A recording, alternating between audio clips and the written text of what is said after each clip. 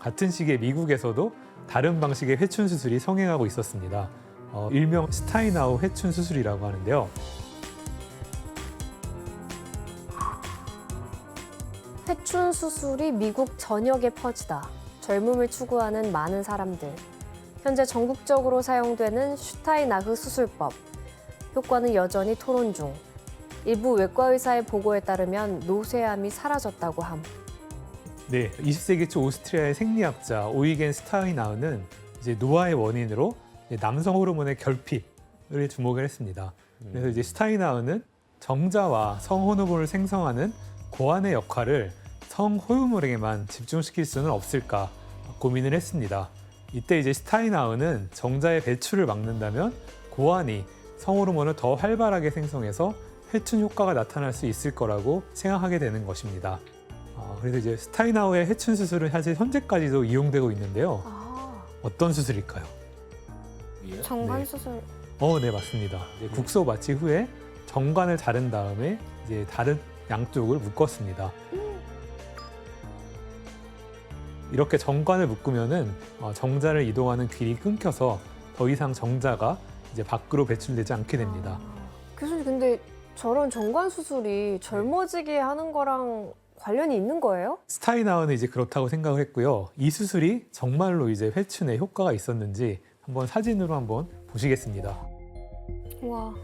일부러 이런 사람들만 섭외하는 거 아니에요? 아까 그분 아니에요? 본인 같은데. 네, 70살의 노인이 이제 스타이나우 회춘 수술을 받기 전 사진이라고 합니다. 그럼 이제 수술 2달 이후에 사진을 한번 보겠습니다. 근데 털이 좀 많이 자랐어. 맞아요. 예. 얼굴 주름도 없어졌어. 네. 맞네? 실제로 수술받은 사람 중에 61살의 남자가 자신의 상태를 증언하기도 했어요. 수술을 받고 나니 기억력이 향상되고 이해 속도가 빨라졌다. 지금 40살이나 50살 된 남자처럼 살고 있으며 흥에 겨워 콧노래가 절로 나오는 나를 발견하곤 한다. 네, 정신의학의 아버지라고 불리는 지그문드 프로이트가 이 수술을 받았고요. 또 노벨 문학상을 수상했던 시인인데 윌리엄 예이츠라는 분이 67세에 이 수술을 받았어요. 근데 이제 이후에 27세의 여인과 공개적으로 연애를 하면서 창조력이 돌아왔다 선언을 하기도 했대요. 그래서 뭐야? 별명이 이제 회춘의 샘물을 마신 노인이라는 별명이 생겼다고 합니다. 아, 그렇구나. 67세, 27세. 아니 효과가 있는 거야? 진짜 교수님 있는 건가요? 보르노프와 스타이나우의 회춘 수술 모두는 이제 수술 직후에는 이제 회춘할 수 있다는 믿음, 그리고 이제 심리적인 기대로 인해서 플라시보 효과로 이제 일시적인 그럴 수도 활력 있겠어. 증진을 얻을 수 있었다고 해요. 근데 사진은 진짜 확연히 달라 보였는데. 근데 정신적으로 저렇게 회춘이 되는 거야 그러면? 그런 거지. 와. 마음가짐이 중요하다는 얘기예요. 하지만 이제 짧은 플라시보 효과 이후에 이제 초기의 환자들이 이제 연이어 죽게 되면서 수술은 이제 신뢰성을 잃게 됩니다. 사망을 했다고요? 네, 죽었습니다. 누구야? 수술 후에 이제 회춘했다고 선언한 윌리엄 예이츠도 수술 6년 뒤에 죽었죠. 뿐만 아니라 의학적인 관점에서도 두 수술 모두 효과가 없었다고 보고 있습니다. 하지만 이제 다양한 의학적 시도들이 성공을 하면서 인간의 영생 연구에 큰 전환점들이 또 나타난다고 합니다. 이제 진짜 과학적인 접근이 나올 것 같아요. 네. 자, 이거는 이제 인간의 기대 수명의 변화를 그린 그래프입니다. 보시면 아시겠지만 이제 의학의 발달로 1920년대부터 이제 백신이 도입되고 1940년대 이제 항생제가 대량 생산되게 되면서 1900년 초에는 인간의 평균 수명이 약 45세였는데요. 평균 수명은 50년 만에 무려 20년 정도 증가를 합니다. 와. 저도 과학사를 배웠을 때 기억이 나요. 인간의 수명을 가장 획기적으로 올린 3가지가 항생제랑 백신이랑 상하수 처리 시설 되는 거. 물 깨끗해지는 물. 자, 그런데 이렇게 수명이 늘자 새로운 문제들이 또 나타났어요. 자, 무슨 문제가 나타났을까요? 수명이 늘어나면서. 아파요. 아, 예. 왜 아플까요? 노화가. 노화가 와서. 네, 그렇습니다. 인간의 수명이 이제 길어지면서 대부분의 사람들이 노화와 관련된 질병을 겪게 된 것입니다. 그러겠네요. 예전에는 예를 들면 암에 걸리기 그쵸. 전에 네. 사망을 했는데 이제는 수명이 길어지니까 그만큼 계속 질병에 노출이 되는 거잖아요. 그럼 그 전엔 뭐해 죽은 거야? 암 때문에 죽은 거 아니에요? 그래서 예전에는 이제 패스트나 콜레라 같은 전염병으로 대부분의 사람들이 많이 죽었다면은 안 죽는구나. 네, 이제는 신장병, 암 이런 것처럼 이제 노화로 인한 질병으로 인해서 이제 사람들이 주로 이제 죽게 되는 거죠. 이제 그러자 이제 사람들에게 이제 길어진 수명만큼이나 건강을 오래 유지하자는 이제 새로운 목표가 생겨났습니다. 그리고 이제 그 방안으로 제시된 급진적인 아이디어가 있어요. 무엇이었을까요? 인공 장기 아니에요? 네, 맞습니다. 바로 장기 이식이었습니다. 노화로 인해서 이제 늙고 병든 장기를 이제 젊은 새 장기로 갈아 끼우면은 이제 건강하고 더 오래 살 수 있지 않을까 이렇게 생각을 한 거죠. 자, 이런 장기 이식 연구에 앞장선 사람은 이제 오늘날 이식학의 아버지라고 불리는 이제 소련의 외과 의사 블라드미르 데미코프였습니다. 데미코프는 이제 인간의 장기 의식에 대한 가능성을 탐구하고자 1937년 이제 세계 최초로 인공 심장을 만들어보는 일을 했다고 합니다. 그리고 이제 1940년대부터는 동물들끼리 장기 이식 실험을 시도해보는 거죠. 그래서 이제 심장, 폐, 이식 등의 수술을 동물들한테 해서 성공을 시킨 소련의 천재 의사라고 합니다. 더 무서운데? 이건 무섭다. 그리고 이제 이 천재 의사는 이제 장기 이식 연구의 일환으로요, 악마의 실험이라고 불리는 새로운 도전을 하게 됩니다.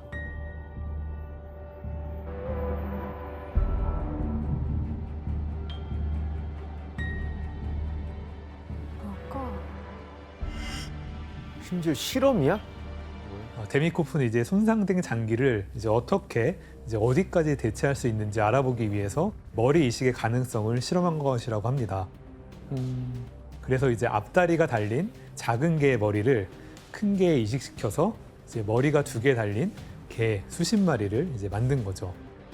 너무 충격적이다.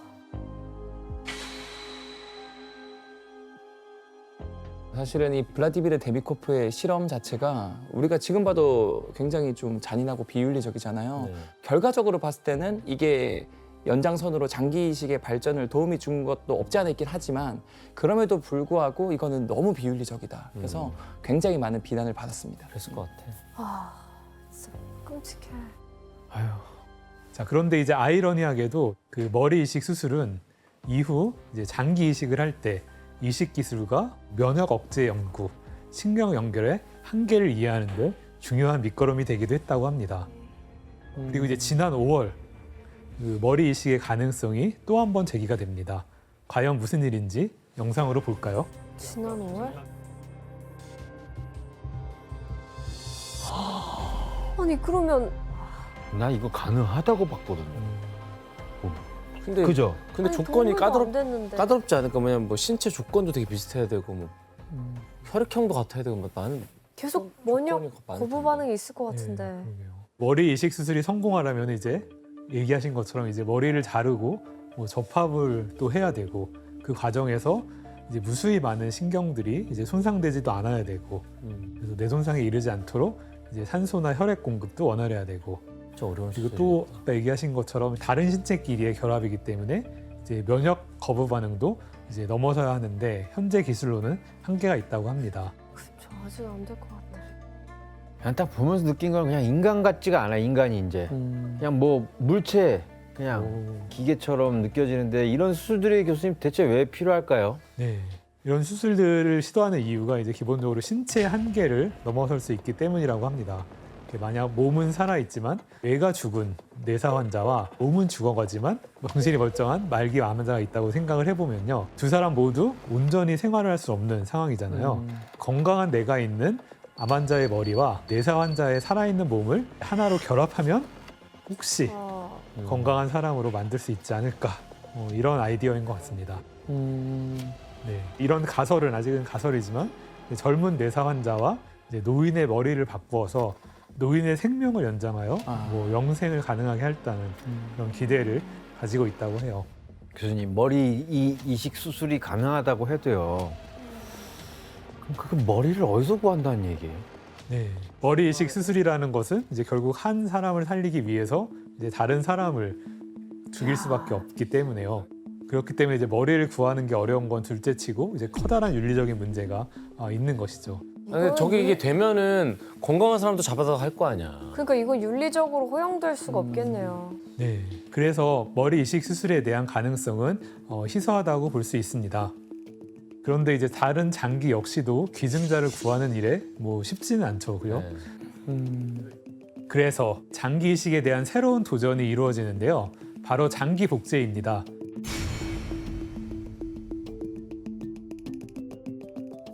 자, 장기 복제에는 인간과 장기 크기와 구조가 가장 비슷한 이 동물이 활용되는데요. 어떤 동물들이 장기 복제에 활용될 가능성이 가장 높을까요?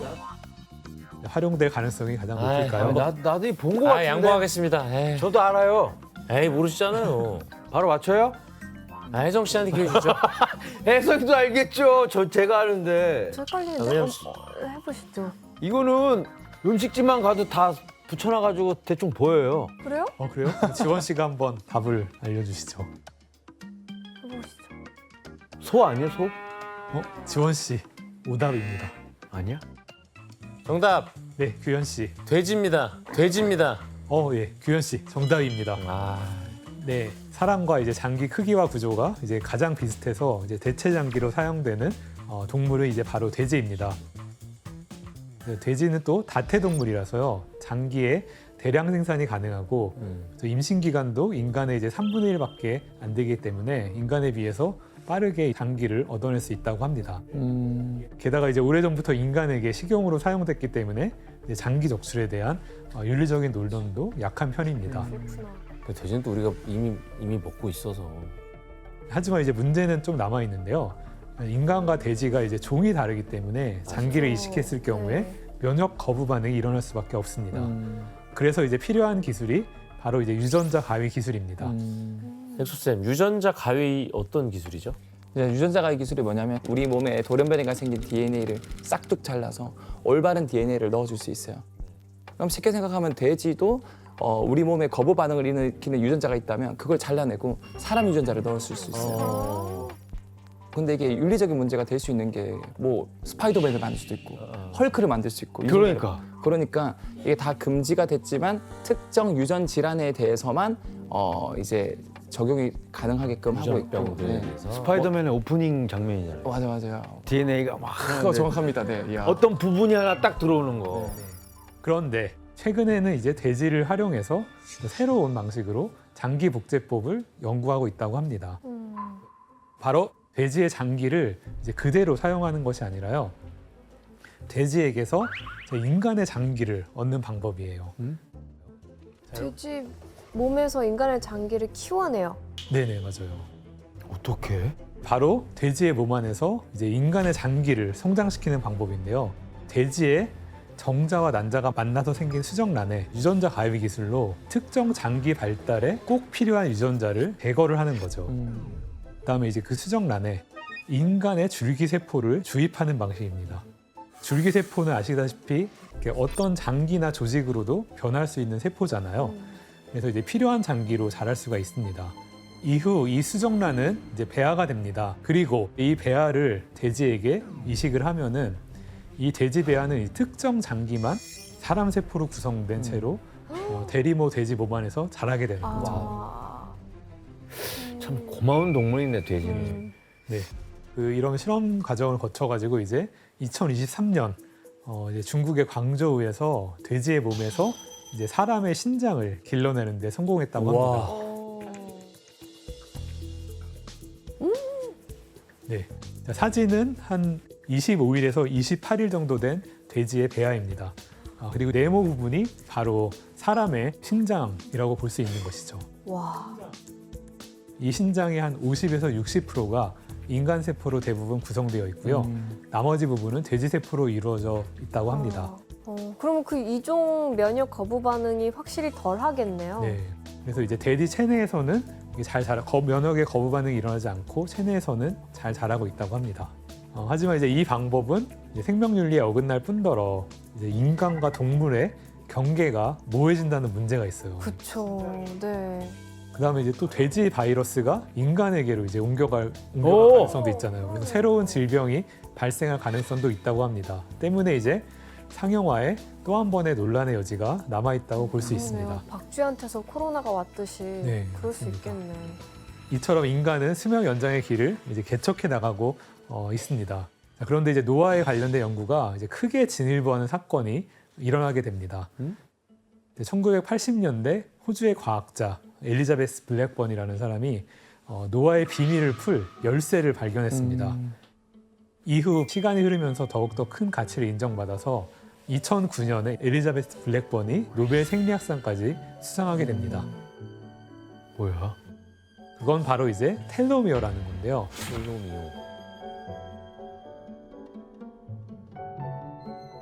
자, 그림은 이제 인간의 염색체인데요. 양 끝단에서 이제 염색체를 보호하는 것처럼 보이는 그런 물질이 바로 텔로미어입니다.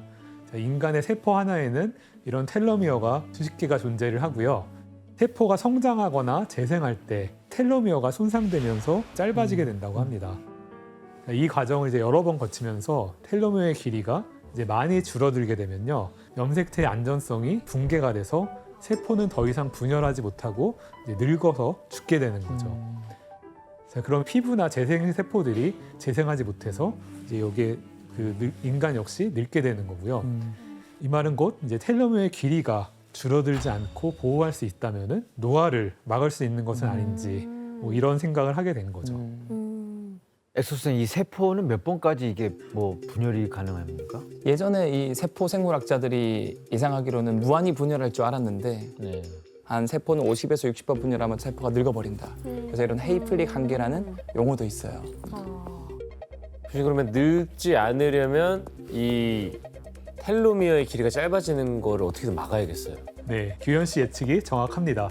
이제 그럼 그 방법을 화면으로 한번 살펴볼까요? 어떻게 안 짧게 만들 수 있지? 네. 규칙적이고 이제 충분한 수면 시간을 확보하고 뭐 블루베리, 자몽, 아몬드, 콩 같은 뭐 세포 재생에 도움이 되는 음식들 이런 것들을 섭취하는 게 중요하다고 합니다. 또한 금연과 금주를 지키고 체력 향상을 위해서 규칙적인 신체 활동을 하는 등뭐 이런 것들을 제안하고 있습니다. 뻔한 얘기들이잖아. 이미 우리가 다 알고 있었던 거네요. 뻔한 텔로미어란 얘기예요. 단어만 몰랐고. 그래 이거. 근데 저 도표만 보면 전 텔로미어가 없겠는데요. 되게 짧게 써요. 그러니까 엄청 부모님한테 감사하셔야 되는 게 타고난 텔로미어가 두꺼웠었던 것 같아요. 그러니까 그런가? 그만을 유지하시고. 윤소희 씨, 이런 방법들이 실질적으로 얼마나 효과가 있어요? 어떤 사례가 있는데 사진을 한번 볼까요? 아니 저렇게 살고 안 건강하면 그게 문제지. 이제 일란성 쌍둥이의 사례인데요. 빌 같은 경우는 분자생물학자라서 텔로미어에 관심이 많아서 마라톤도 하고 뭐 채소 위주의 식단 섭취하고 이러면서 관리를 꾸준히 열심히 했고요. 릭 같은 경우에는 패스트푸드 먹고 운동을 하나도 하지 않았다고 해요. 이 두 분이 이제 66세일 때 텔로미어 나이를 보니까 빌 같은 경우는 41.5세였고 릭 같은 경우는 70세가 나와요. 두 분 차이 한 29세 정도의 나이 차이가 생기는데 근데 외적으로도 그렇게 보여요. 네, 외적으로도 보이죠. 그래서 아무래도 이런 후천적인 노력으로 그런 것들이 이제 반할 수 있다라는 걸 보여주는 사례인 거죠. 아, 근데 뭐 교수님 텔로미어 길이를 줄이는 거 말고 네. 예를 뭐 잡아 뭐 두껍게 하든지 늘릴 방법은 없습니까? 네, 그래서 이제 과학자들이 이제 그 해답을 텔로미어를 영원히 복구할 수 있는 한 오. 동물이 있습니다. 그 동물로부터 해답을 구하고 있습니다. 이제 무슨 동물일까요? 가재 아니에요? 가재. 네, 바닷가재 랍스터입니다. 가재가 어떻게 이거를 랍스터는 그러면 안 늙는다는 거예요? 네, 랍스터의 세포에는 텔로메레이즈라는 효소가 있는데요. 이 효소가 이 텔로미어를 복구시키는 역할을 합니다. 그래서 과학자들이 이제 텔로메레이즈 덕분에 랍스터가 텔로미어의 길이를 유지할 수 있고 생물학적으로 영생이 가능한 동물이라고 보고 있습니다. 야 랍스터 멸종되는 거 아니야? 보호 지정 동물로 해가지고 못 먹게 다. 네, 그렇습니다. 랍스터의 이런 특징 때문에 이제 과학자들은 랍스터의 텔로미어와 텔로메레이즈를 인간에게 활용할 방법을 이제 연구 중입니다. 그럼 랍스터는 평균 수명이 엄청 길겠네요? 길다고 들었어. 네, 랍스터가 영생한다라는 동물로 알려져 있지만 그럼에도 불구하고 죽는 이유는 사람이 잡아먹어서 그리고 탈피하다가 스트레스 받아서. 아 진짜. 예, 지금까지는 어떻게 보면 무모하다고도 볼 수 있는 죽지 않고 늙지 않으려고 하는 인간의 욕망에 대한 이제 역사를 이제 알아봤습니다. 오랜 시간 원인도 모른 채 세균이 일으키는 감염병들로 고난을 겪어왔던 인류는 대체 언제부터 세균의 존재를 알게 된 걸까요? 수천 년간 세균에 대해서 무지했던 인간의 눈을 뜨게 해준 건 바로 세균학의 아버지라고 하는 로베르트 코흐입니다. 코흐. 코흐는요, 1871년에 독일의 벨슈타인 지역에 정착을 했어요. 근데 그 당시에 그 지역에서 감염병으로 4년에 걸쳐 갖고 한 500여 명의 사람과 한 5만 6천여 마리의 가축이 죽어나갔어요. 아이고. 예.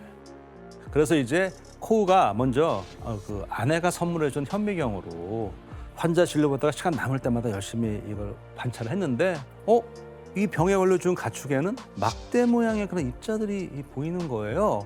근데 가보니까 이게 혈액뿐 아니고 막 림프샘, 비장에서도 막 발견되고, 그래서 코는 입자가 이 몸 안에서 지금 증식하고 있는 생명체 같다고 생각을 했어요. 이걸 그럼 밖에서 한번 키워봐야 될 거 아니에요. 근데 코가 다행히도 이거를 인공적으로 키울 수 있는 방법을 개발해서 키웠어요. 그런데 이때 또 아주 중요한 발견을 해요. 이 막대 모양의 입자가 살아있는 세균이며 강인한 생명력으로 땅에서도 증식해서 살고 있다는 걸 알아낼 수 있었어요. 와. 이 실험 결과로 코흐는 인류 최초로 감염병이 세균에 의해서 일어난다는 것을 밝혀내게 된 것이죠. 그래서 이 끔찍한 재앙을 몰고 온 게 무엇이냐? 바로 그게 탄저균에 의한 탄저병이었어요.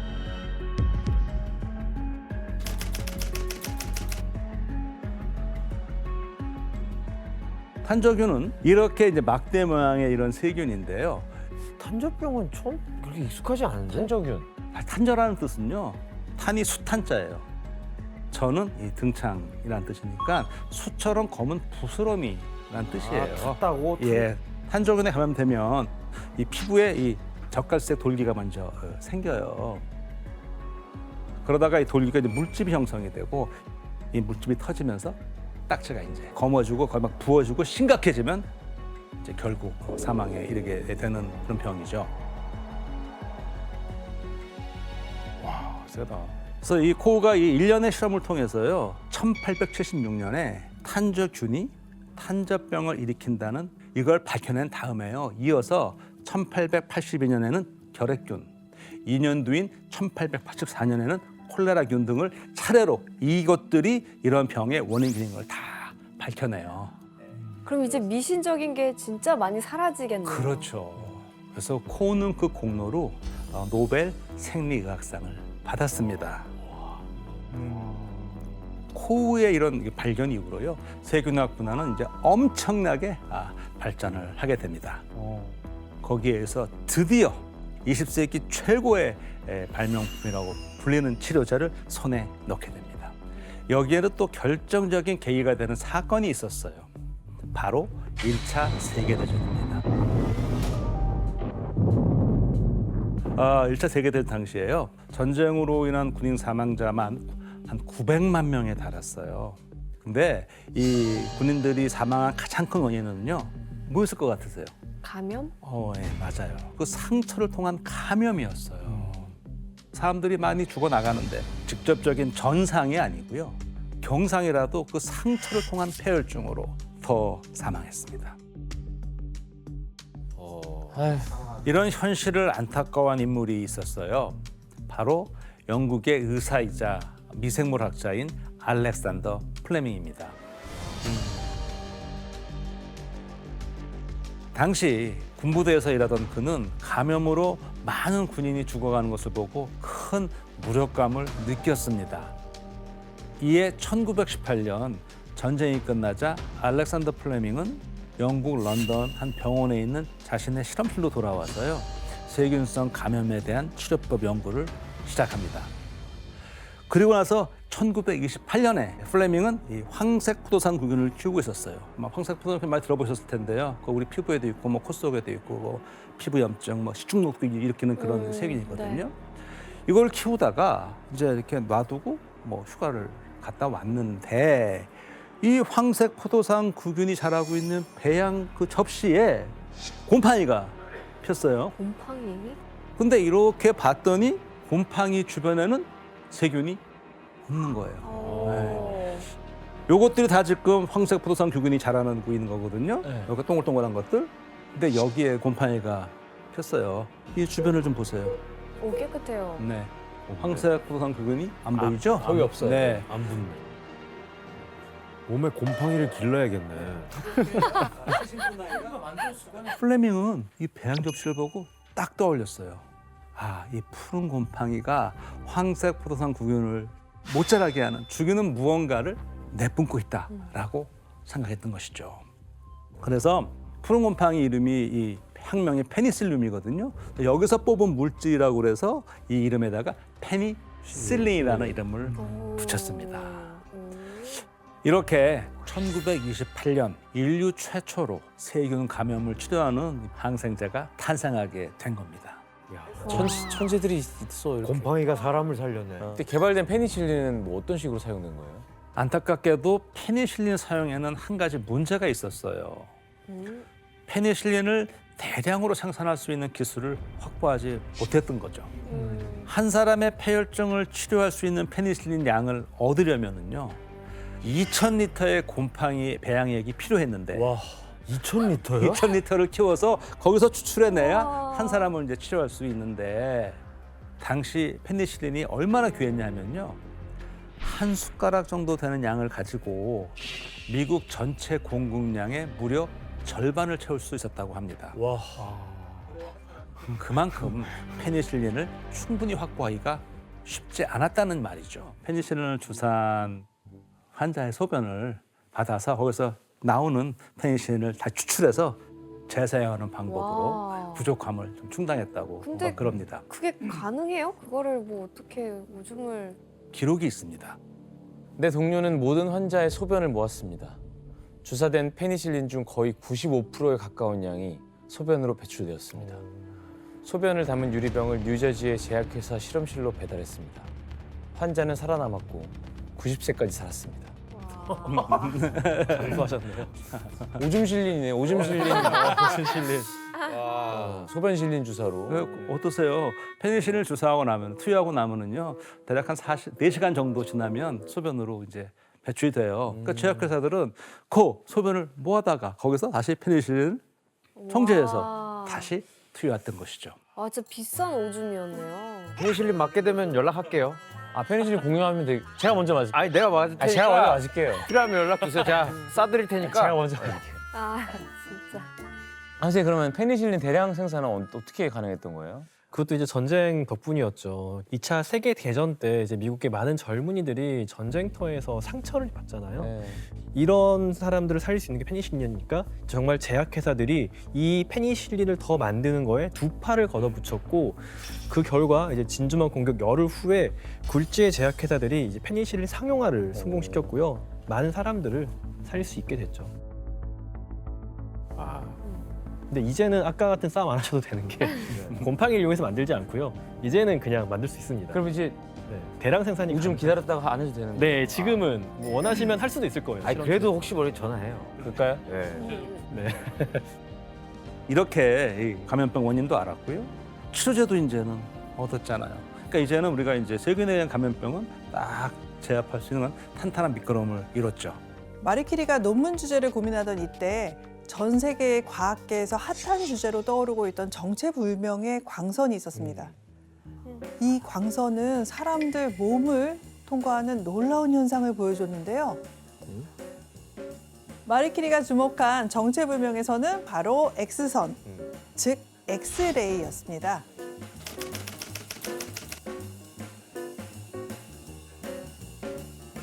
자, 이 사진은 최초의 엑스레이 사진인데요.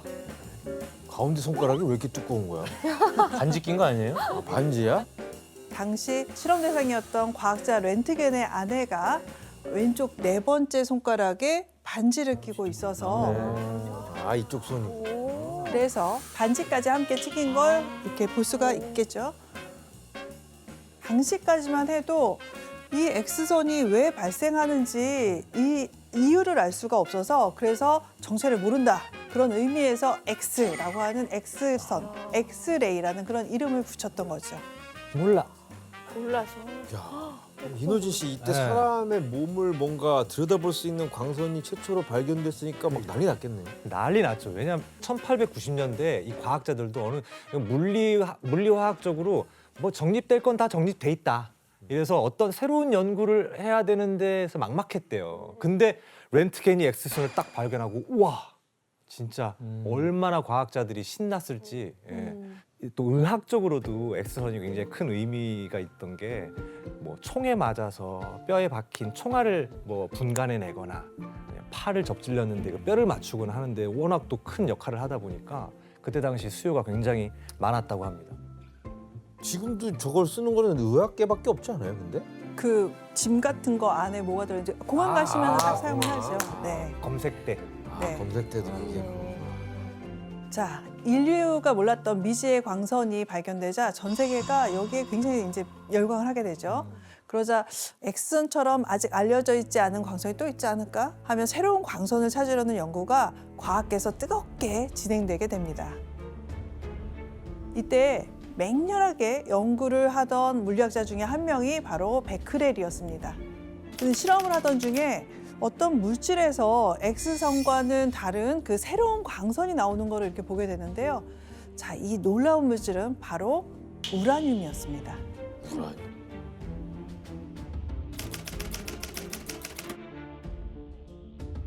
자, 당시 우라늄은 세균리를 만들거나 도자기에 색을 입히는데 그렇게 사용이 되고 있었습니다. 하지만 사람들이 여기에 대해서 중요하다 이러지 않고 별로 이렇게 주목을 받지 못했던 그런 물질이었는데요. 누구도 관심을 갖지 않았던 이 베크렐 광선에 주목한 사람이 있었는데요. 바로 마리 퀴리였죠.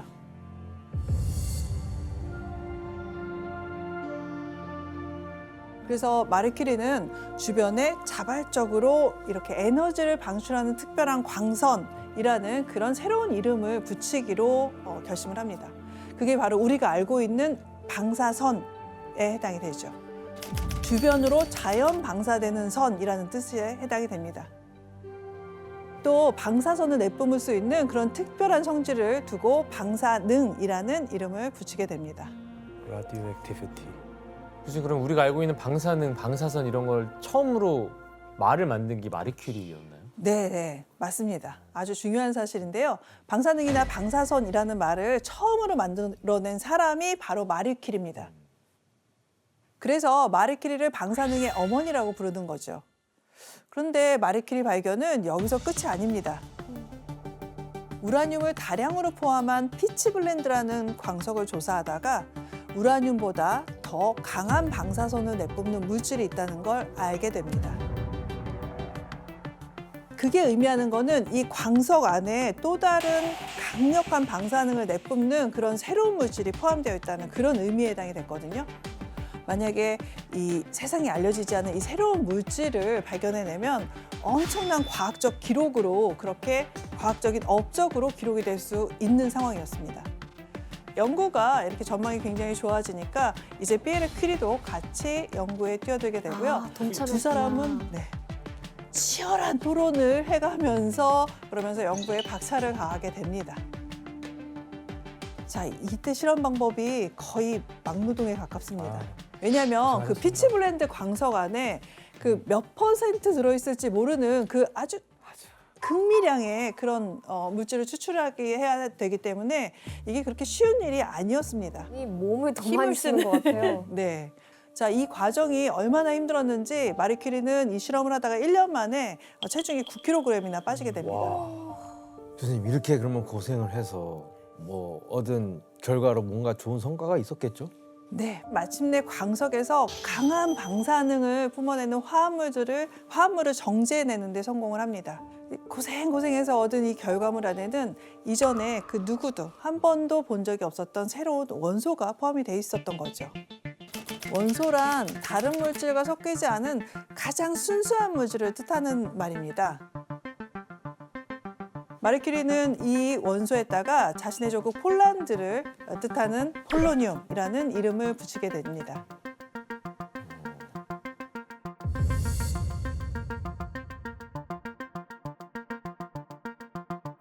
자, 이 원소는 우라늄보다 무려 400배나 더 강력한 방사능을 내뿜는다는 것을 마리 큐리가 밝혀냈습니다. 와. 자, 이 발견은 세계를 놀라게 한 엄청난 대발견이었습니다. 당시까지 세상에 알려진 원소는 단 77개뿐이 없었습니다. 그런데 마리 큐리가 인류에게 새로운 원소인 폴로늄을 세상에 내놓은 거죠. 이노진 씨, 그 네. 학교 때도 저 뭐 칼카나 마라초 이런 거는 외웠었는데. 주기율표. 예. 예. 근데 폴로늄은 저는 못 봤던 것 같거든요. 그렇죠. 이제 주기율표에 엄연히 다 들어가 있는데 네. 저희는 이제 뭐 기본적으로 이제 화학 공부하는 사람들은 다 외우고 있죠. 네. 뭐 수헬, 리베붕, 탄질, 아. 산플레, 나마, 알교인, 황여, 마칼슘, 스티바크망, 철콘, 이구아까지 와. 30번까지 기본적으로 외우고. 네. 근데 그걸 아직까지 암기하고 계신 거네요. 네. 그래서 84번 폴로늄이 된 거죠. 먼저부터 84번. 예. 자, 인류 역사에서 철이나 구리 같은 그런 새로운 물질이 발견되면 새로운 문명, 철글기, 청동기 이렇게 새로운 문명이 시작이 되잖아요. 그리고 전쟁 방식에도 이런 새로운 물질 발견했을 때 큰 변화가 나타납니다. 그러니 그 마리 큐리가 방사능 존재를 밝히고 폴로늄 같은 새로운 원소를 발견하게 되면서 자, 인류는 또 한 번 큰 변화, 새로운 문명으로 들어가는 큰 변화를 눈앞에 두게 된 거였던 거죠. 방사능의 발견이라는 건 태양 외에도 스스로 에너지를 방출하는 새로운 에너지원이 있다는 사실, 이건 엄청난 충격이었습니다.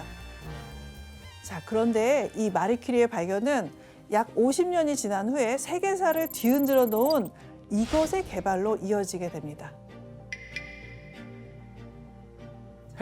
핵폭탄. 네, 맞습니다. 바로 핵폭탄의 개발입니다. 네.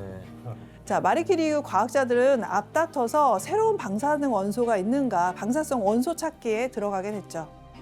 이 연구가 쭉 진행이 되면서 그 끝에 핵폭탄의 원리인 핵분열을 발견을 하게 됐던 겁니다.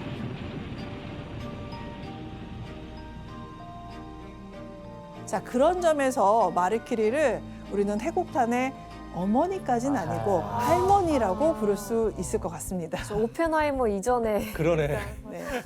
싫어할 것 같은데요. 자, 이렇게 핵폭탄, 원자력 발전 같은 변화들은 모두 마리 큐리가 방사능의 정체를 밝혀내고 새로운 방사성 물질을 발견해내면서 시작이 된 거라고 볼 수가 있습니다. 그러니까 어쨌든 이 발견으로 세계가 완전 바뀔 수 있는 엄청난 일을 한 거네요. 네. 자, 이렇게 새로운 원소를 발견하면서 마리 큐리는 무명의 과학자에서 일약 노벨 물리학상 수상자로 이름을 올리게 됩니다. 1906년에 마리 큐리의 인생을 송두리째 뒤흔드는 비극이 벌어지고 말죠. 남편 피에르 큐리가 47세의 젊은 나이에 갑자기 죽고 맙니다. 마리 큐리는 이 슬픔을 어떻게 이겨냈나요? 마음으로는 주저앉고 싶었지만 그대로 주저앉아 있을 수만 없었는데요. 무엇보다도 아직 어린 두 딸이 있었기 때문에 주저앉을 수가 없었습니다. 어이구야. 뭐 의지가 느껴진다, 뭔가 어머니. 결연한 의지. 너무 슬픈 사진이죠. 네. 마리 큐리는 이제 그 가장으로서 두 아이의 생계를 책임져야 되고 또 남편과 함께하던 연구도 자신이 이제 계속 이어나가야 한다고 생각을 하게 됐습니다. 자, 이렇게 마리 큐리가 마음을 다잡을 무렵 아이러니하게도 남편 피에르 큐리의 죽음이 마리 큐리에게는 과학자로서 새로운 기회를 얻게 해주죠. 바로 남편이 죽으면서 공석이 된 소르본 대학교의 물리학 교수 자리가 마리 큐리에게 주어지게 됩니다. 그렇게 해서 마리 큐리는 소르본 대학 800년 역사 속에서 최초로 여성 교수로 이름을 알리게 되게 되죠. 드디어 기회가 왔네요. 자, 그럼 이때 마리 큐리가 파고든 연구 주제가 뭐였을까요? 네, 바로 새로운 방사성 원소인 라듐을 순수한 상태로 추출하는 그런 연구를 시작을 하게 됩니다.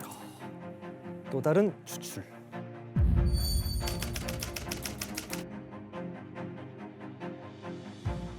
세상에 없었던 완전히 새로운 방사성 원소를 당시 2개나 발견을 해냈던 거죠. 하지만 당시엔 순수한 라듐 원소는 추출하지 못했고요. 다른 물질이 섞인 화합물 상태로만 라듐을 만들 수가 있었습니다. 그런데 이때 추출한 라듐 화합물은 한 가지 특별한 성질이 있는데 바로 어둠 속에서 은은한 형광빛을 내는 거였습니다. 야광. 이건 라듐이 아주 강력한 방사선을 방출하면서 생기는 그런 현상이었죠. 과학자 아인슈타인은 라듐이 엄청난 열을 거의 무한정으로 방출할 수 있다고 설명을 했고요. 그래서 태양이나 별의 그 놀라운 에너지의 정체가 바로 라듐 발견을 통해서 최초로 밝혀졌다라고도 이렇게 이야기를 할 정도였습니다. 이렇게 엄청난 에너지 그리고 무궁무진한 가능성을 가진 라듐이지만 완전히 순수한 형태의 그 라듐을 추출하는 건 당시로서는 거의 불가능에 가까울 정도로 매우 힘든 일이었습니다. 그래서 몇 년에 걸친 연구 끝에 마리 큐리는 0.1g의 순수한 라듐을 분리하는데 성공을 하게 됩니다. 와, 역시 의지의 상 드려야 돼. 마리 큐리. 짜릿해.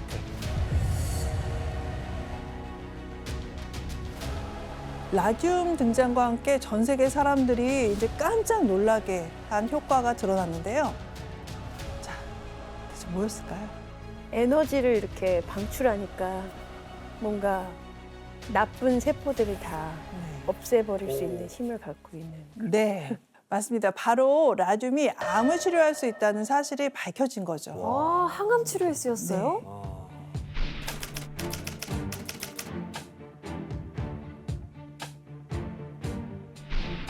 보고에 따르면 암이 라듐 광선에 의해 치료되었다고 합니다. 같은 회의에 참석한 의사들은 라듐 광선이 종양을 치료했다고 보고했습니다. 저건 진짜 혁명 의학계에서도. 맞네요. 혁명이지.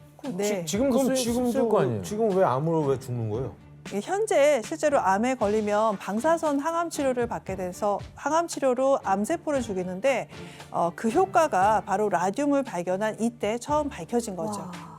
그리고 지금 그 병원에서 항암 치료를 할 수 있는 것도 마리 큐리 덕분인 거네요. 네, 그렇게도 볼 수가 있는 거죠. 이 라듐 덕분에 항암 치료가 확 넓어졌다고 할 수 와. 있겠습니다. 진짜 대단하다. 이후 의학계와 언론계에서는 라듐의 의학적인 효과에 집중 조명하기 시작을 해서요. 그래서 라듐을 쪼였더니 피부병이 났다. 그다음 동물 실험을 해보니까 확실히 치료가 되더라. 이런 기사들이 막 쏟아지기 시작을 하게 됩니다.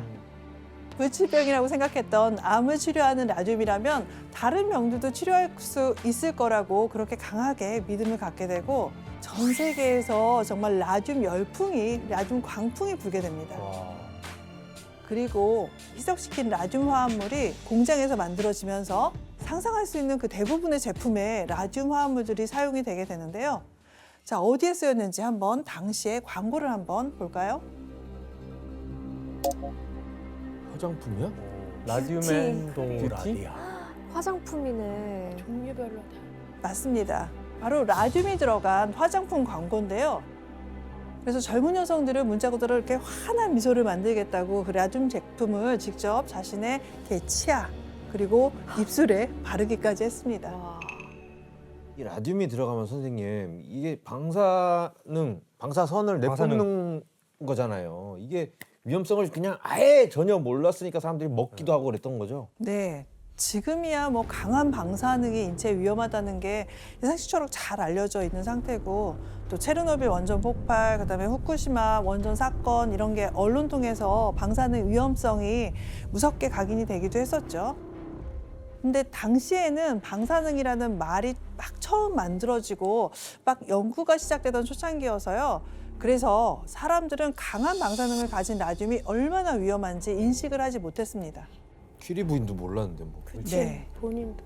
그래서 그 외에도 이제 라듐 연고, 라듐 치약, 라듐 성냥, 라듐이 들었다는 온갖 제품들이 출시가 됐죠.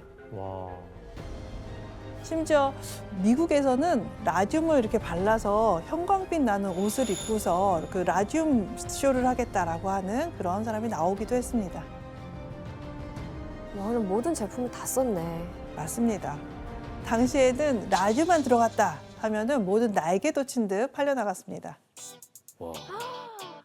당시 라듐이 함유된 콘돔은 정력을 높여준다 이런 소문이 나면서 인기를 끌었죠. 하지만 워낙 라듐 상품들이 우후죽순 쏟아지다 보니까 라듐이라는 이름만 내걸고 실제로 라듐이 들어가지 않은 것들도 굉장히 많이 나오게 됩니다. 아, 진짜. 이거 가짜 광고를 했구나. 네, 그래서 라듐의 위험성이 조금씩 알려지기 시작한 건 마리큐리가 라듐을 발견하고 한참 지난 1917년 미국의 시계 공장 소녀들 때문에 이게 알려지게 되죠. 왜요? 쉽게 공작 소녀.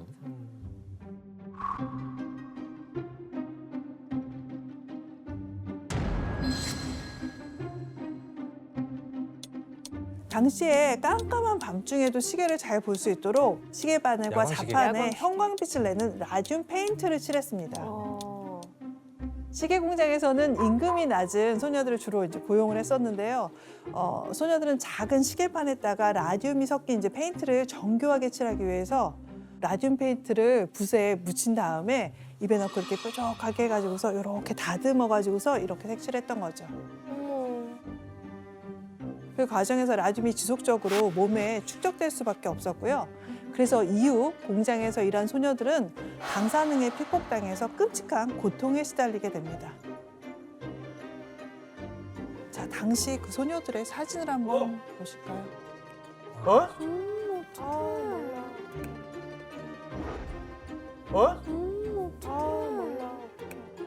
당시 한 소녀의 턱에서는 커다란 이렇게 종양이 자라났고요.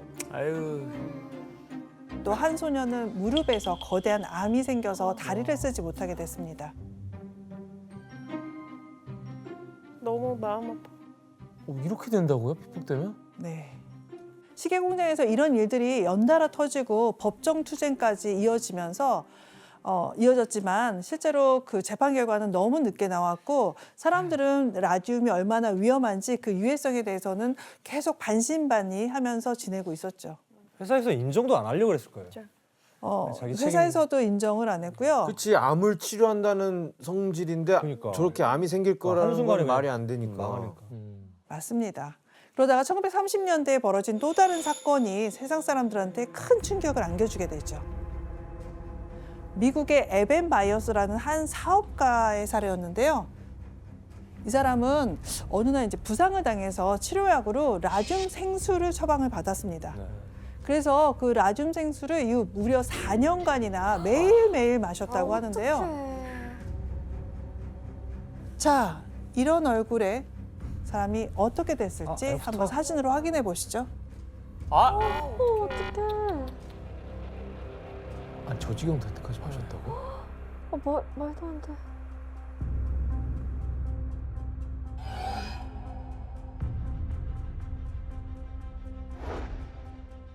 아니 지금 아우 너무.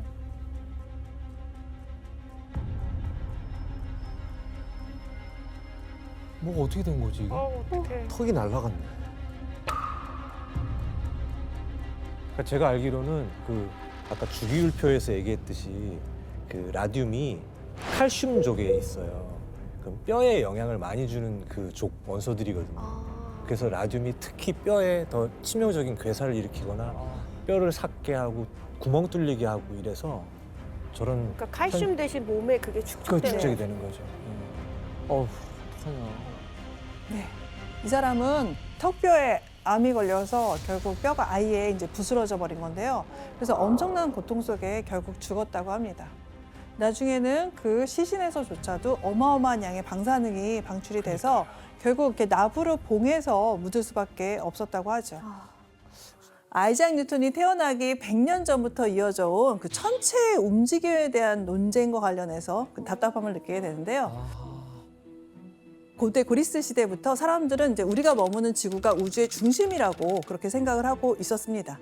이거를 천동설이라고 이야기를 하죠. 천동설은 기독교적 세계관이 더해지면서 점점 더 확고해지게 됩니다. 그리고 종교적 영향력이 막강했던 중세 유럽까지는 그 누구도 반박할 수 없는 절대 진리로 여겨졌습니다. 그런데 16세기에 그 금기를 깨뜨리는 사람이 나타나는데요. 바로 니콜라우스 코페르니쿠스입니다. 당시 카톨릭 사제였던 코페르니쿠스는 유럽 최고 천문학자이기도 해서 하늘을 자주 관찰을 했습니다. 그러던 중에 행성들의 움직임을 보고서 지구가 아닌 태양이 우주의 중심이라는 지동설을 떠올리게 됩니다.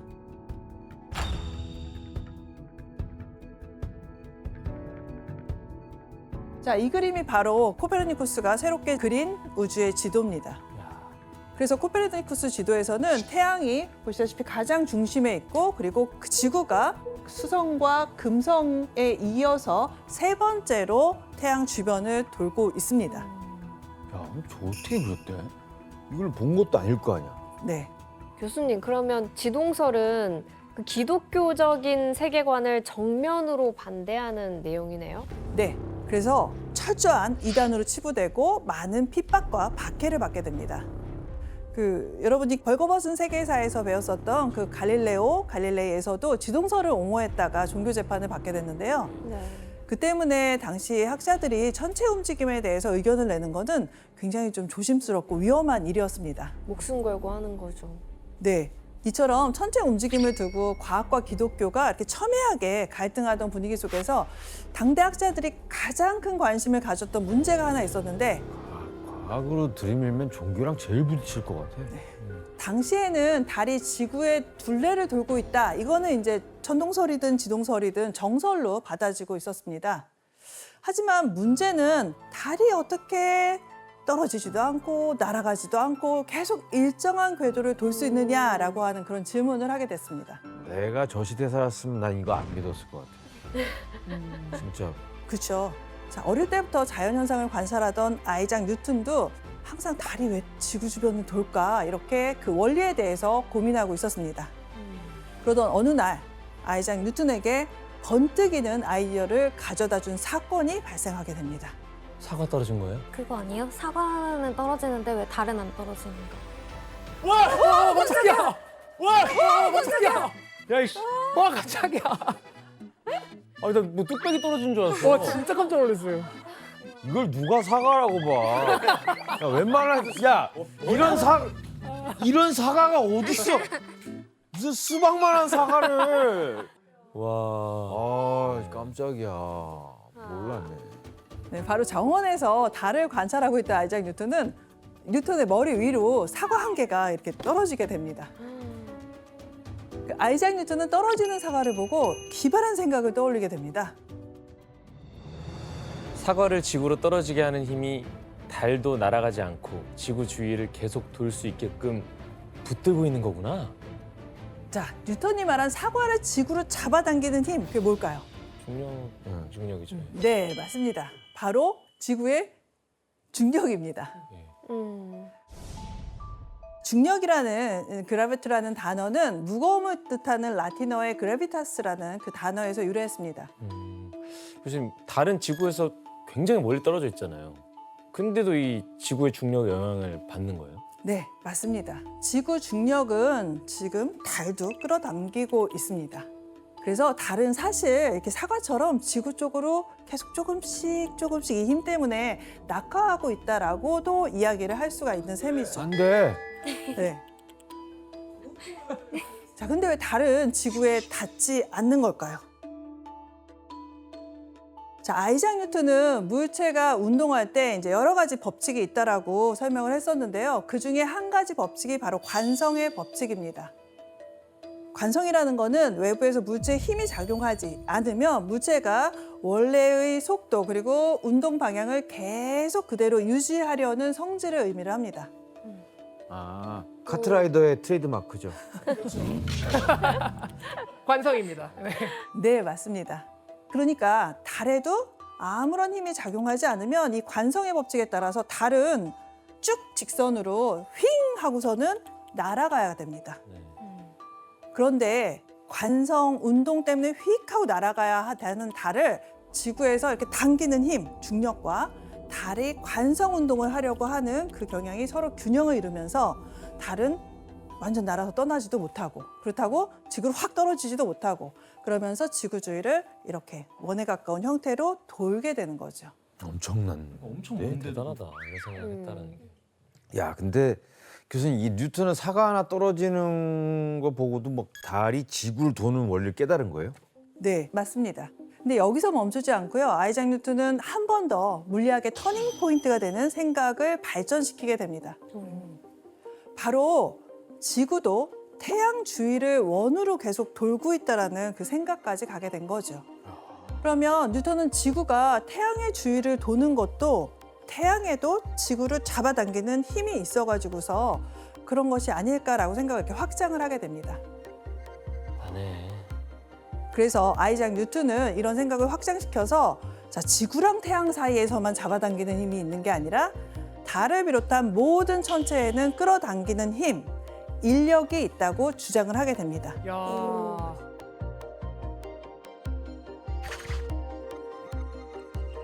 이러한 아이작 뉴턴의 이론을 세상 모든 물체에는 인력이 있다라고 해서 만유 인력의 법칙이라고 지금 부르고 있습니다. 아이작 뉴턴은 만유 인력이 이렇게 달이나 태양이나 행성 같은 천체뿐만 아니라 질량이 있는 모든 물체에는 똑같이 적용된다고 주장을 하게 됩니다. 그래서 이제 우주나 이 지상계나 모두에 똑같은 과학적인 법칙을 적용할 수 있게 된 겁니다. 그래서 지금 서로 만유 인력이 느껴지시나요? 옆에 분들과? 당기는 거 있는 거예요? 네, 안 느껴지시나요? 전혀요. 형 지금 형 엄청 땡기고 있는데 형 지금. 미는 거 아니었어요? 땡기고 있어. 왜 미는 거 같이 느껴지지? 너무 미세해서 못 느끼고 있지만 사실 질량을 가지고 있으니까요. 우리도 서로 지금 만유 인력을 서로 작용을 하고 있습니다. 신기하네. 자, 이렇게 뉴턴이 만유 인력이라는 개념으로 천상계, 지상계 모든 세계를 합친 그런 통합적인 법칙을 내게 되면서요. 오랫동안 신비한 현상으로만 여겨졌던 천체의 움직임을 굉장히 단일한 법칙으로 과학적 이론으로 설명을 할 수 있게 됩니다. 근데 이제 앞서 얘기했듯이 당대에는 우주를 이해하는 관점에서 기독교 그리고 과학의 대립이 아주 극심했다고 했잖아요. 그렇다면 당시 기독교에 속했던 사람들은 만유인력 법칙에 대해서 어떻게 반응했을까요? 반감이 들었을 것 같아요. 저거 사탄이다. 뭐 이렇게 했겠죠. 이제 너 나니까 지금 들어준 거야. 어디 가서 얘기하지 마. 네. 근데 놀랍게도 만유인력 법칙은 종교계, 교회에서도 받아들일 수 있었습니다. 왜지? 바로 당대 기독교에서는 뉴턴이 말한 전능한 존재를 신으로 해석을 했습니다. 그리고 만유인력은 신이 이 세계에 관여해서 발생한 결과라고 보게 되는 거죠. 오, 천재인데요? 네. 이렇게 빠져나가나요? 태양계의 체계가 만들어지려면 현명하고 강력한 존재의 손길이 반드시 필요하다. 만물의 창조주인 신은 모든 것을 다스리며 우주에서 일어나는 모든 일과 일어날 수 있는 모든 일을 알고 있다. 신은 모든 곳에 항상 존재하고 있다. 근데 신이 아니면 해석이 안 돼요. 네. 이 힘 자체가. 그 덕분에 지동설 등 천체의 움직임을 과학적으로 설명하려던 것에 대한 반감을 누그러뜨릴 수 있었습니다. 그래서 만유인력 법칙이 과학과 종교의 갈등을 이렇게 부드럽게 해결을 해가지고서 과학이 이렇게 보편적으로 좀 편안하게 받아들여지는데 오작교 역할을 하게 되는 셈이죠. 제대로 했네. 그 네. 역할을 뉴턴이. 결국 만유인력 법칙은 우주와 천체의 움직임을 과학적으로 설명을 하게 됩니다. 그리고 나아가서 신 중심으로만 사고하던 그 시대를 무너뜨리고 과학의 시대를 새로 열었다는 점에서 인류 역사상 가장 위대한 발견이다. 그런 의의를 지니게 되게 되죠. 당시 아이작 뉴턴 나이가 고작 23살에서 24살 정도였다고 하니까 정말 대단하지 않습니까? 믿을 수가 없네요. 진짜 어렵네요. 윤수혜 씨, 그 만유 인력의 법칙을 탄생시킨 그 대단한 뉴턴의 사과가 한국에 있다고요? 에이. 네, 한국에 있습니다. 안 썩어요? 네. 아니 그걸 아니, 우리 어떻게 어디 가져왔지? 그러니까 사과가 있는 건 아니고 이제 사과 나무가 있는데 이제 그 네 번째 접목한 사과 나무가 카이스트의 이제 과학도서관 앞에 있습니다. 그래서 이제 뉴턴 사과나무 사과가 생각보다 크기가 크거든요. 그래서 아마도 뉴턴이 그걸 머리에 맞았으면 화가 나서라도 이게 왜 떨어졌을까 생각했을 것 같아요. 아까 우리 본 그러니까 우리 그만해요? 그것처럼 그거보단 좀 죽지 작은데. 않았을까요? 그거 맞아요? 그쵸. 이런 식으로 접목한 뉴턴의 사과나무가 우리나라에 총 12그루 있다고 하더라고요. 네. 근데 진짜 유명한 사과나무구나. 자, 교수님, 그럼 우리가 지금 누리는 이 과학 기술 중에 이 만유 인력의 법칙에 영향을 받은 것들이 좀 있나요? 네, 대표적으로 인공위성이 있죠. 아이작 뉴턴은 만유인력 법칙을 밝혀낸 후에 만유인력을 수학적으로 계산할 수 있는 그 공식을 만들게 됩니다. 그 덕분에 달처럼 지구 둘레를 일정한 속도로 계속 돌 수 있는 인공위성 기술이 같이 발달할 수 있는 그 기반이 되게 되죠. 이 사진은 2029년까지 지구 주변에 뜰 그 인공위성들을 표현을 한 겁니다. 예, 약 5만 7천여 개가 만들어질 것으로 예상이 되는데요. 너무 많다. 와, 진짜 많다. 소희 씨, 효종 씨, 그 인공위성의 발전이 우리에게는 어떤 영향을 끼쳤어요? 우리 주변에 되게 다양한 기술들의 인공위성이 활용되고 있는데요. 이제 날씨를 관측할 때는 기상위성이 사용되고 일론 머스크가 만든 스타링크라는 시스템이 있잖아요. 그거 같은 경우에도 인공위성 6,000개를 연결해서 이제 초고속 인터넷망을 구축한 거예요. 네. 그리고 또 이제 인공위성 덕분에 그 우주 탐사 영역을 또 확장시킨 측면이 있고요. 이런 인공위성을 올릴 수 있는 그 모든 그 예를 들면 발사 기술이라든지 아니면 그 인공위성을 궤도에 안착시켜서 궤도에 돌 수 있게 만드는 기술이라든지 이런 모든 과학 기술들이 결국에는 이 뉴턴 역학 기반으로 이제 만들어져야 되는 거거든요. 비단 이제 순수 과학적인 의의뿐만이 아니라 우리가 일상에서 활용할 수 있는 정말 많은 기술들이 전부 다 뉴턴 역학에서 왔다고 볼 수 있습니다. 그렇구나. 네, 이렇게 인류의 과학 수준을 한 단계 끌어올리는 위대한 발견을 해낸 아이작 뉴턴은 역사병이 좀 잠잠해진 1667년에 케임브리지로 돌아갈 수 있게 되죠. 이후에 석사학위를 취득하고 또 트리니티 칼리지 정식 연구원으로 발탁되고 이러면서 매우 바쁜 나날을 보내게 됩니다.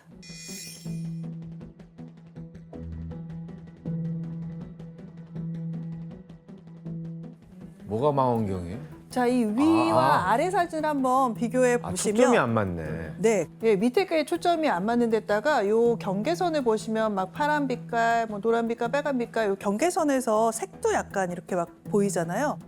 이 사진처럼 당시에는 그 렌즈를 사용해서 만든 망원경을 사용을 했었는데요. 그 망원경으로 관측을 하면은 이렇게 이 경계선 면에서 색상이 번지거나 또는 상이 이렇게 뚜렷하게 보이지 않고 다른 색으로 왜곡되는 그런 치명적인 단점이 있었습니다.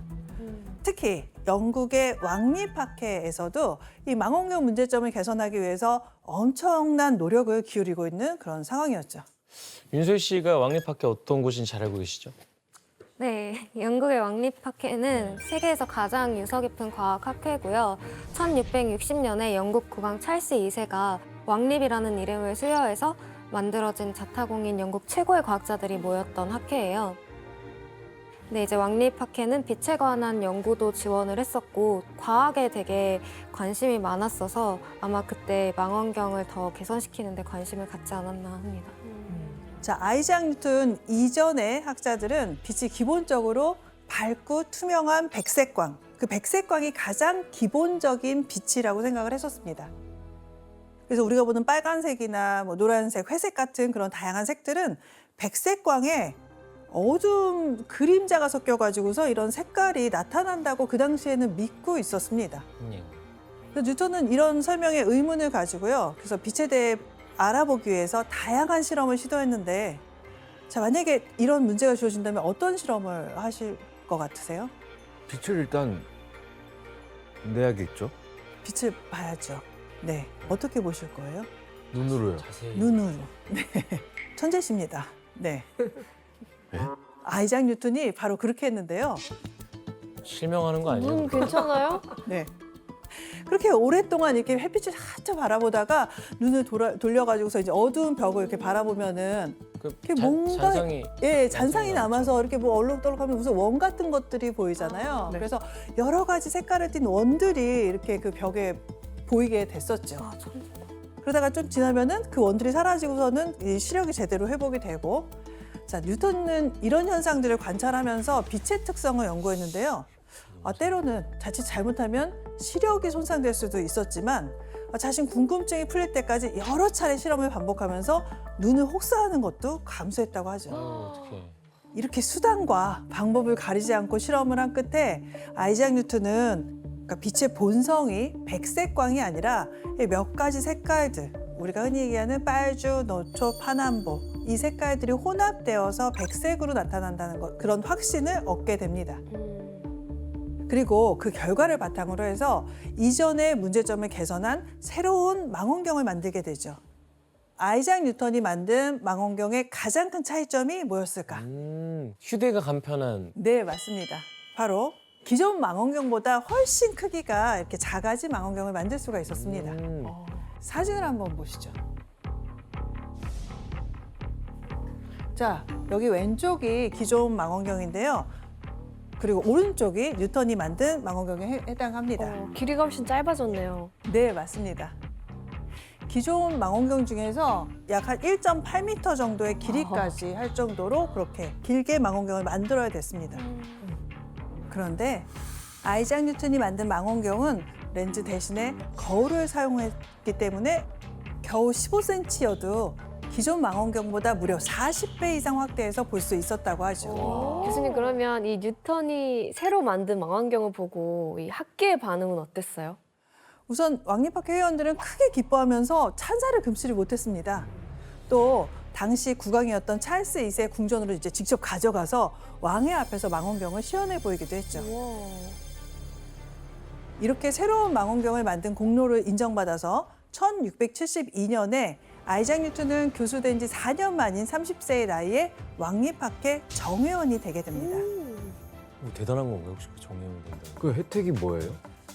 정회원이 되면 특히 이제 망원경 개량을 했기 때문에 약간의 지원을 받을 수가 있었습니다. 그럼 돈 많이 준다고 그러지 않아요? 그러니까 그만큼 눈알도 받쳐가지고 엄청 했는데 정말 절실해서 막 연구한 것 같더만. 근데 대신에 무엇보다 이 왕립학회 회원이 되면은 실력 있는 학자들과 교류할 수 있는 기회가 주어지게 됐죠.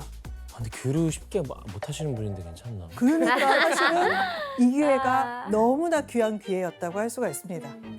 자기들끼리는 대화가 통하겠지. 천재들만 학생들하고 대화가 안 되는 것뿐이지. 네. 자, 이렇게 학계에서 주목받고 점점 다른 학자들과 교류하기 시작하면서 아이작 뉴턴도 연구에만 몰두했던 삶에서 조금씩 벗어날 수가 있게 됐죠. 법의학의 발전에도 불구하고 이를 비웃기라도 하듯 범죄는 더욱 잔혹하고 끔찍하게 진화해 갔습니다. 진짜.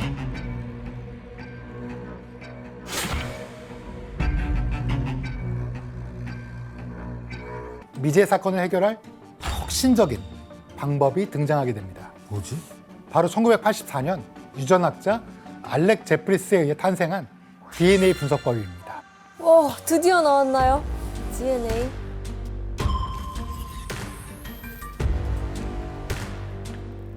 DNA의 엑선 필름을 보다가 우연히 DNA 패턴에 고유성이 있다는 걸 알게 됩니다. 당시 DNA의 독특한 패턴을 발견한 제프리스가 한 말이 있습니다. 규현 씨가 한번 읽어봐 주시겠어요? 우리는 흐릿한 바코드와 같은 패턴의 DNA 지문을 얻었습니다. 이 패턴은 개인마다 달랐고 가족 내에서 유전된 것 같았습니다. 완전히 새로운 DNA 기반 식별법을 발견해 유레카를 외친 순간입니다. 이야. 이제 아예 새로운 패러다임이 바뀌는 순간인 것 같은데. 그렇습니다. 난 이게 진짜 제일 신기해. DNA를 어떻게 알아? 그래서 알렉 제프리스는 이 DNA의 식별법의 개발을 통해서 영국의 황실에서 자기를 받게 됩니다. 그래서 알렉 제프리스는 저희가 부를 때는 알렉 제프리스 경. 그래서 와. 저희는 Sir 알렉 제프리, 알렉 제프리 경이 경이 되는구나. 제프리스와 그의 연구팀은 생김새, 가족관계, 건강 상태 등의 정보가 담긴 사람을 식별할 수 있는 부분을 발견하게 된 거예요. 그리고 이건 DNA 염색체를 바 형태로 표현한 건데 마치 바코드 같다고 생각하시면 됩니다. 이 DNA는 전 세계 약 80억 명의 인구 중에서 일란성 쌍둥이를 제외하고는 같은 사람이 단 한 명도 없습니다. 아, 진짜. 이렇게 DNA 분석법은 법의학에서 중요한 영역으로 자리 잡게 됩니다. 근데 그러면은 DNA는 어떻게 확인을 할 수 있죠? 네, 이 DNA는 사건 현장이나 피해자의 시신에 남아있는 혈흔, 타액, 정액, 모발, 피부 조직 등 소량의 생물학적 증거만으로도 확인이 가능합니다. 다 되네. 맞습니다. 이론상으로는 규현 씨가 지금 지원 씨 딱 만졌잖아요. 네. 여기에도 각질 세포가 떨어지면서 거기서도 규현 씨의 DNA를 와. 측정할 수 있어요. 이렇게 분석하면 99.99% 정확하게 신원을 확인할 수 있는데요. 이렇게 알렉 제프리스에 의해 발견된 DNA 분석법은 이후 범인을 검거하는데 완전히 패러다임을 바꾸게 되는 역사적인 전환을 가져오게 됩니다. 와, 이젠 이거 없으면 안 되잖아요. 맞습니다. 이렇게 DNA 분석법은 특정 범죄를 해결하는데 가장 큰 역할을 하게 되는데요. 그것은 무엇일까요? 뭐 성범죄 아니야? 그러니까 성범죄밖에 없지. 맞습니다. 바로 성범죄였습니다. 성범죄의 경우 피해자와 가해자 간의 신체적 접촉이 일어나기 때문에 범행 현장에 정액이나 침, 머리카락, 그리고 피부 조직이 남기 쉽습니다. 그래서 현장에서 남은 생물학적 증거를 통해 DNA를 분석해서 범인의 신원을 파악할 수 있는 거죠. 야, 얜 얄짤 없네 이제. 이렇게 DNA 분석법이 발견되자 미국에서 오랫동안 미제로 남은 사건들이 하나둘씩 밝혀지기 시작합니다. 굉장히 많은 사건이 있는데요. 그중 가장 유명한 사건을 말씀드리면 미국판 화성 연쇄 살인 사건이라고 불리던 골든 스테이트 킬러 사건입니다.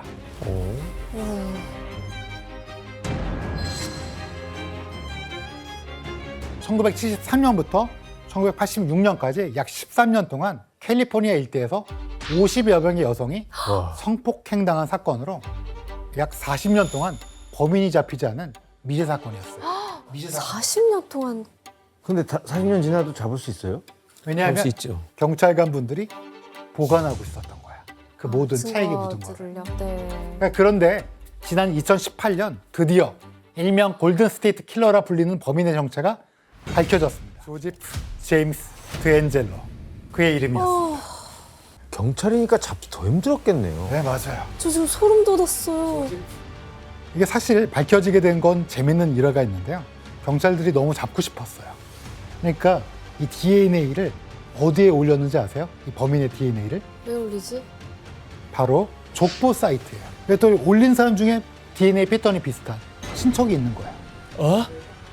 그래서 접근했는데 그의 정체가 바로 동료 경찰관이었던 조지프 제임스 드엔젤러였던 거예요. 우와. 경찰로 밝혀지자 사실 모두가 경악했어요. 왜냐하면 경찰이었던 그는 42년간 수사망을 피해가며 갖은 범죄를 저질렀고 아내도 있고 세 딸이 있었어요. 그래서 굉장히 자상한 아빠였고 그러니까 모두 놀랐던 거죠. 딸이 있는데 어떻게 저런 짓을 할 수 있어? 그런데 재판에서 드엔젤로의 잔혹한 여죄들이 더 드러나게 되는데 바로 13건의 살인사건이 밝혀지게 된 거죠. 결국 판사는 법에 따라 부과할 수 있는 최고 형량을 선고한다면 가석방 없는 종신형을 선고했습니다. 살려주면 안 돼. 프로파일러니 이 DNA 분석법이 이제 법의학에 활용된 후에 범인 검거에 얼마나 도움이 되죠? 특히 뭐 범죄 수사뿐만 아니라 다방면에서 DNA는 지금 도움을 주고 있는데요. 우리나라의 경우에는 이 DNA 신원 확인 정보의 이용 및 보호에 관한 법률이 2010년에 도입이 되어 가지고요. 2022년까지 12년간 교도소 수용자의 DNA와 관련된 재수사를 진행을 했습니다. 그 결과 기소까지 이어져서 형이 확정된 경우는 1,073건에 달했고요. 그중에 649명은 실형을 선고받게 됩니다. 그게 이춘재 아닙니까? 그렇죠. 그렇게 발견된 것이 이춘재 사건, 화성 사건입니다. DNA 분석법이 아니었다면 대부분 미제로 남았을 사건들입니다. 이렇게 DNA 분석법이 활용되면서 현대 법의학은 범인 검거에 획기적인 전환점을 맞게 됩니다. 그리고 의학의 발전에 따라 법의학의 가장 중요한 분야인 부검 역시 전문성이 강화되면서 사건의 판도를 뒤집는 데 큰 역할을 하게 되는데요. 맞아. 이에 점점 교묘해지는 범죄에 맞서 진실을 파헤치는데 부검의 역할이 더욱 부각되기 시작한 거죠.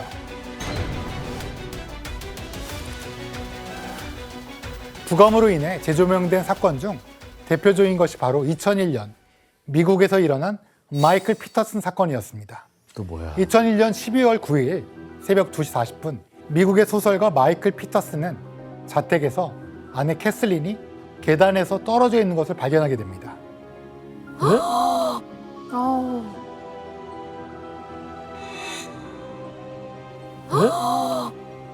계단에 떨어졌는데 저렇게 된다고요? 말이 돼요? 좀 충격적이죠? 발은 왜? 이건 누가 봐도 타살인데? 이 장면을 목격한 마이클은 곧바로 911에 신고 전화를 하는데요. 마이클의 신고로 캐슬린은 곧 병원으로 옮겨지게 됩니다. 하지만 결국 출혈이 너무 많아서 사망하게 됩니다. 사고와 관련해 마이클은 캐슬린이 신경안정제와 술을 함께 먹고 계단에서 넘어져 추락했다고 주장합니다. 와. 말도 안 돼. 무슨 추락해서 저렇게 될 수 있어요? 그리고 부검 결과 역시 캐슬린의 혈중 알코올 농도가 0.07%, 신경안정제인 륨을 한 5에서 15mg, 한 2알 정도를 복용한 걸로 나타났습니다. 진짜 먹었다고? 지금까지 상황을 들어보면 캐슬린의 사망 원인이 뭔 것 같습니까?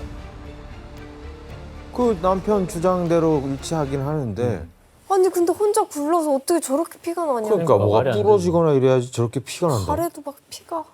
그런데 사고사로 추정됐던 이 사건에 반전이 등장하게 됩니다.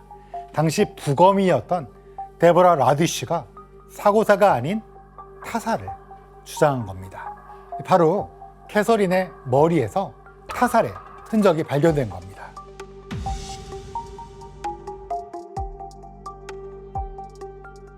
여기 보시면 크게 3개의 영역으로 구분되어 있는데요.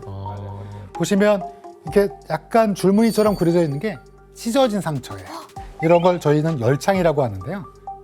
여기 머리에서 보시면 방향이 여러 개, 하나, 둘, 셋, 넷, 다섯, 여섯, 일곱. 사실은 계단에서 구르면서 방향이 이렇게 다양하게 나오는 경우는 드뭅니다. 아, 진짜. 그다음에 이분의 손목에 또 얼굴에 구타의 흔적과 잡아챈 흔적들이 있어요. 와, 진짜로? 교수님 그러면 부검이가 타살리의 정황을 지금 찾아낸 건데 네. 추락한 거라고 주장을 했던 남편은 뭐 어떤 반응을 보였어요? 남편 마이클은 일관되게 계단에서 넘어져 생긴 상처라고 이거 사고사다 이렇게 주장했습니다. 결국 검찰과 마이클은 치열한 법적 분쟁을 벌이게 되는데 결과는 어떻게 됐을까요? 좁겠죠. 이런 것들. 증거가 이렇게 넘치니까. 네.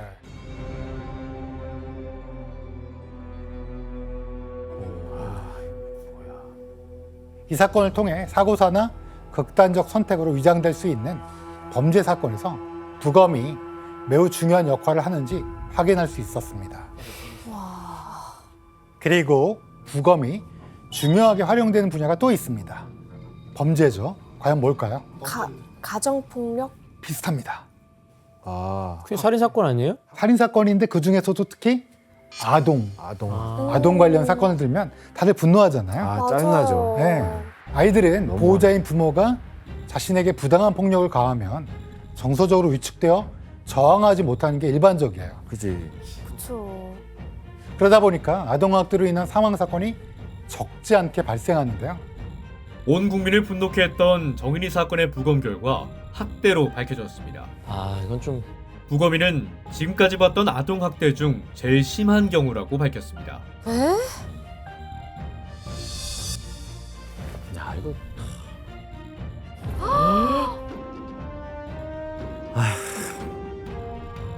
뭐 거의 뭐 아동 학대가 진짜 제일 짜증나. 뭘 알고 맞았어? 선별 받아야 돼. 이처럼 부검은 사고사로 위장한 사건이나 약자를 대상으로 한 범죄에서 억울한 죽음을 밝히는 중요한 역할을 하고 있습니다. 앞으로도 이런 법의학, 부검 시스템은 의학과 과학기술이 발전함에 따라 범죄 사건의 진실을 밝히는데 더 큰 기여를 할 거라고 판단합니다.